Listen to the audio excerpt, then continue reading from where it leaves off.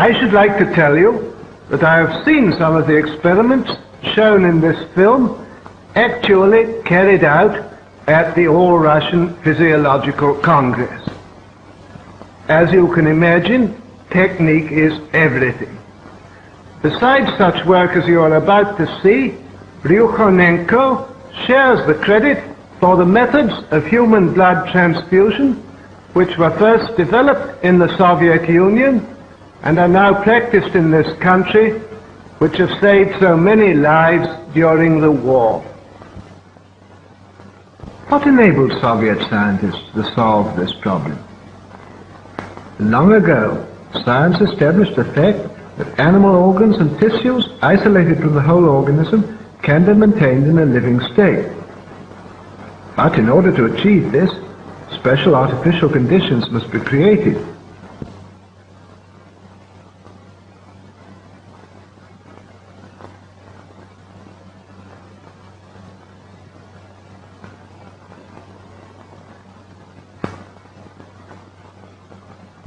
Isolated organs can be brought to life even though they've been removed from the animal's corpse some time after death. Here's a dog's heart.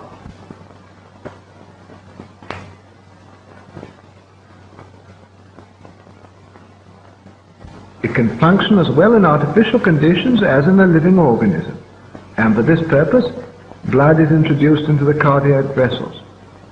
The isolated heart beats just as it did a few hours previously in the living dog.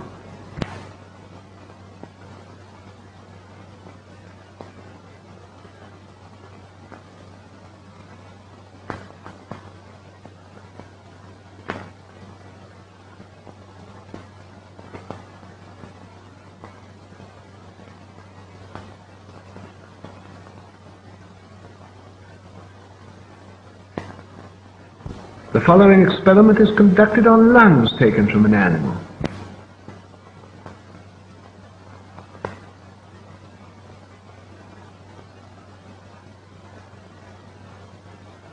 Bellows distend the lungs and fill them with air.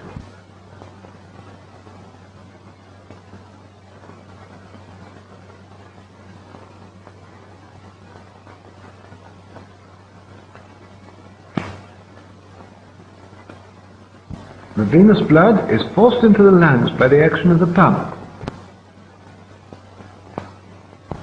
The dark venous blood passes through this tube.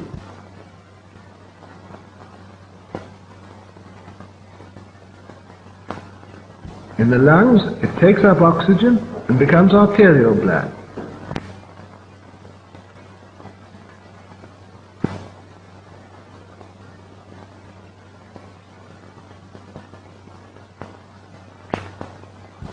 The isolated lungs breathe, producing the same chemical changes as in the living animal.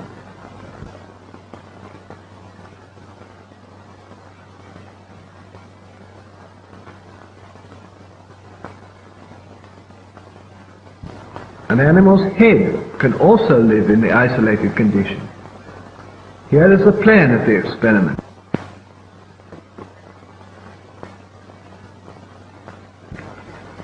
The arterial pump takes arterial blood from the reservoir to the head, while the venous pump drains off the venous blood. The blood is arterialized in the reservoir, where there is a steady flow of oxygen.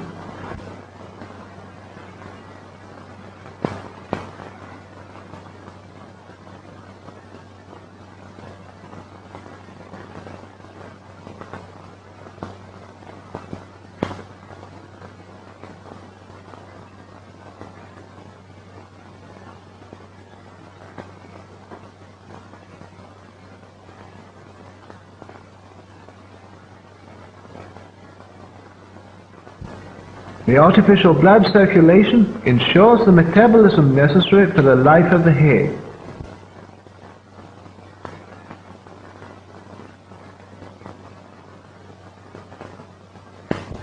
The isolated head lives on for hours and reacts to external stimuli.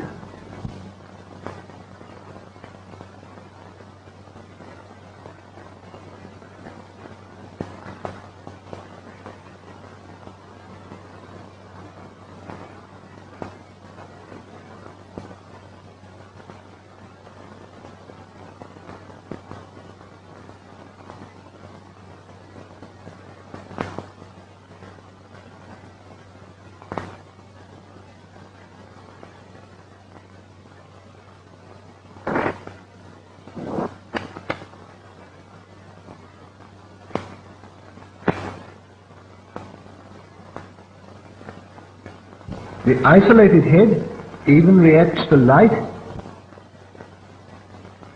and to sound.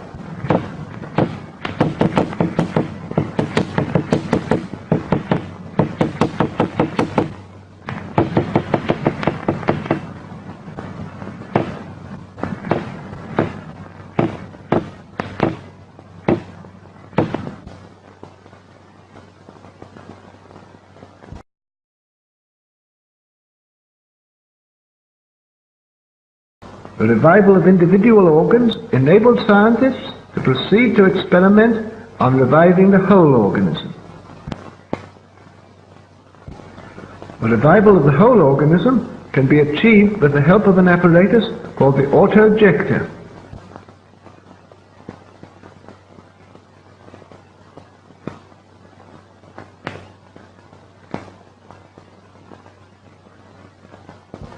The auto-ejector carries out the functions of the heart and lungs.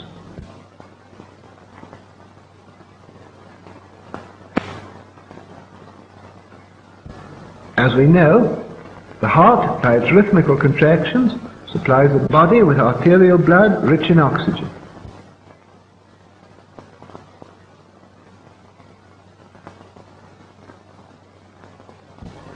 After losing its oxygen, the blood returns to the heart through the veins.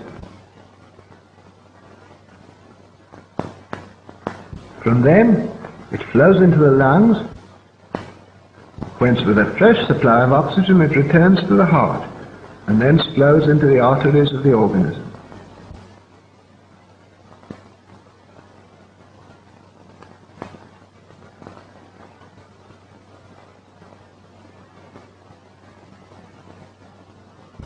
The auto-ejector works on the same principle.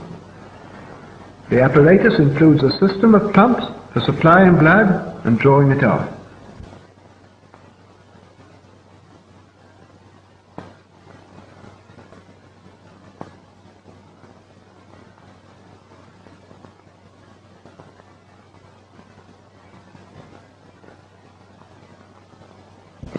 The arterial pump supplies the organism with arterial blood.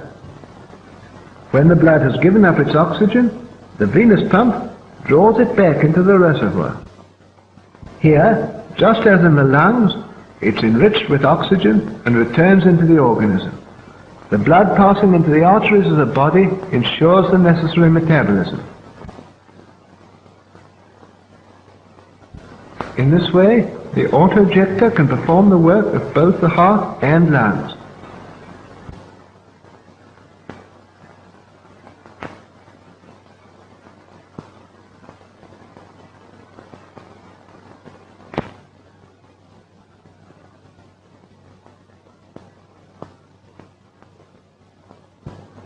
We begin the experiment of revival.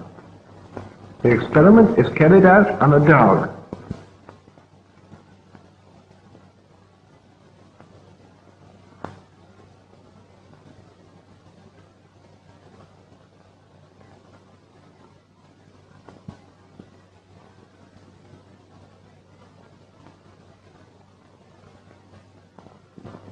A substance which prevents clotting is introduced into the animal's blood. The dog is under an anesthetic. It doesn't feel pain. No interruption of the animal's normal functions has yet occurred.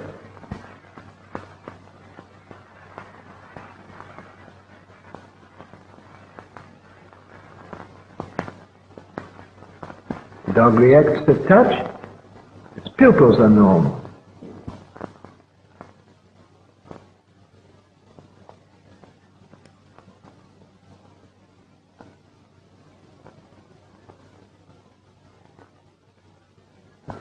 A special apparatus, the kymograph, registers the breathing and the function of the dog's heart. The pulse and breathing are normal.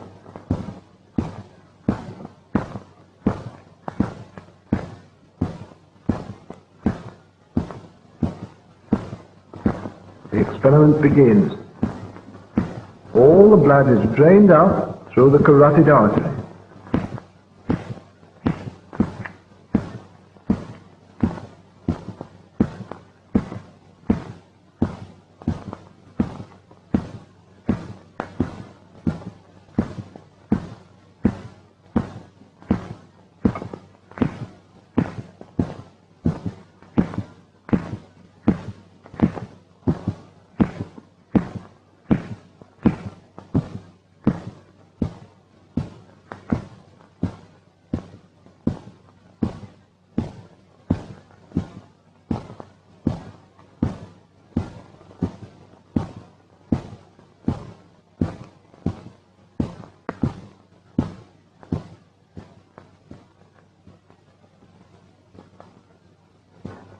The heart has stopped.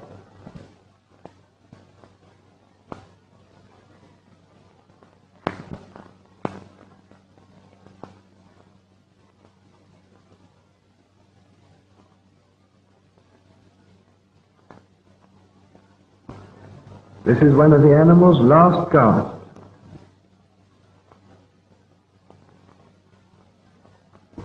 This is the final breath.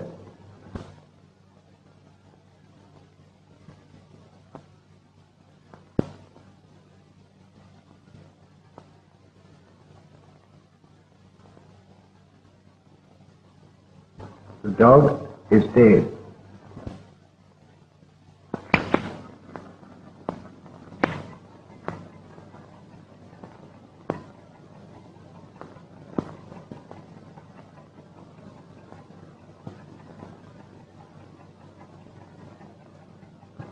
Without operative interference, death would be final, as the disintegration of the body cells would gradually set in. The autojector is being attached before starting the revival. The arterial pump is connected with the artery.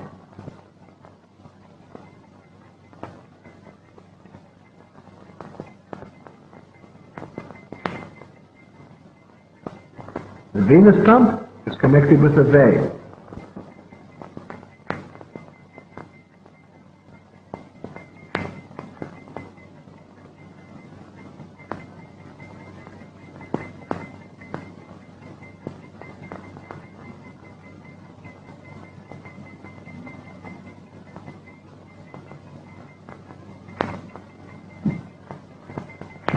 Ten minutes have elapsed since the animal died.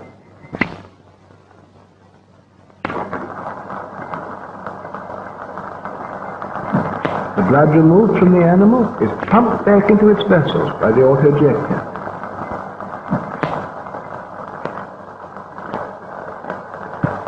The autojector ensures a normal blood circulation in the organism, replacing the action of the dead heart and lungs.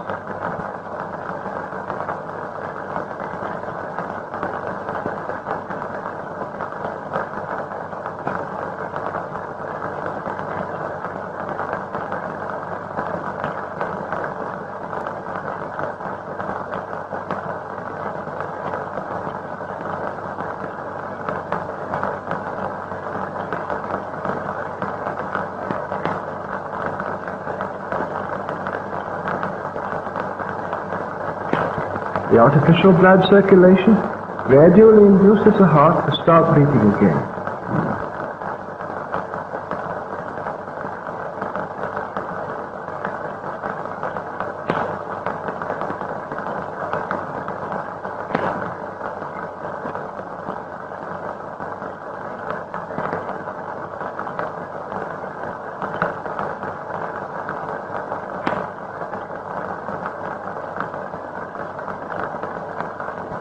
The heart's action begins to be normal.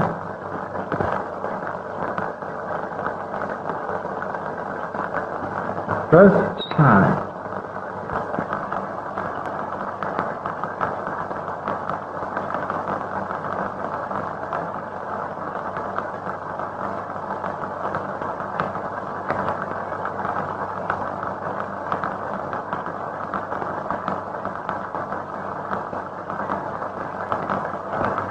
The respiration is gradually restored.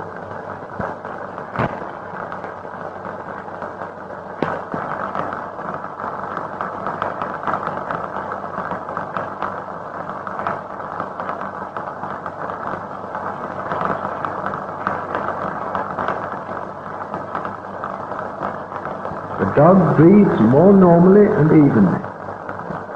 The animal's condition approaches normal. We can now disconnect the autojector and leave the organism of the dog to maintain life with its own resources.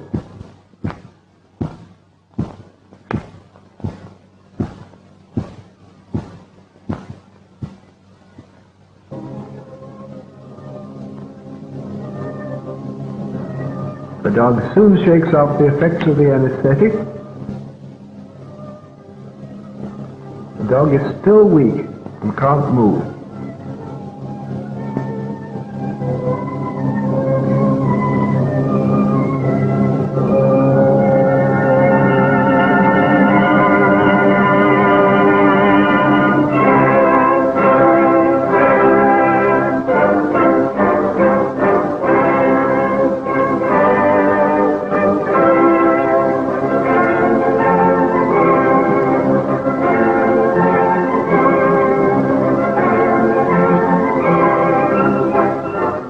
After 10 to 12 days, the dog returns to its normal state.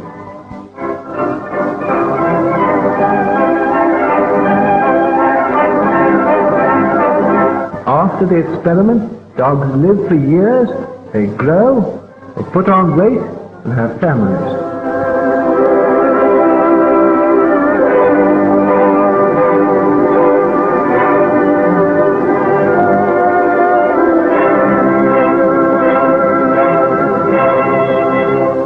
For a number of years now, 3 dogs have been under observation in the Voronezh Medical Institute after being revived by artificial blood circulation.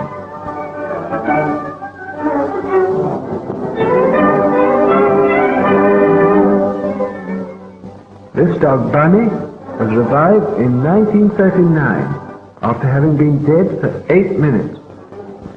Black Ears is the offspring of revived parents. She herself was revived in 1939 after 11.5 minutes of death. Naida was revived in 1938 after 15 minutes of death.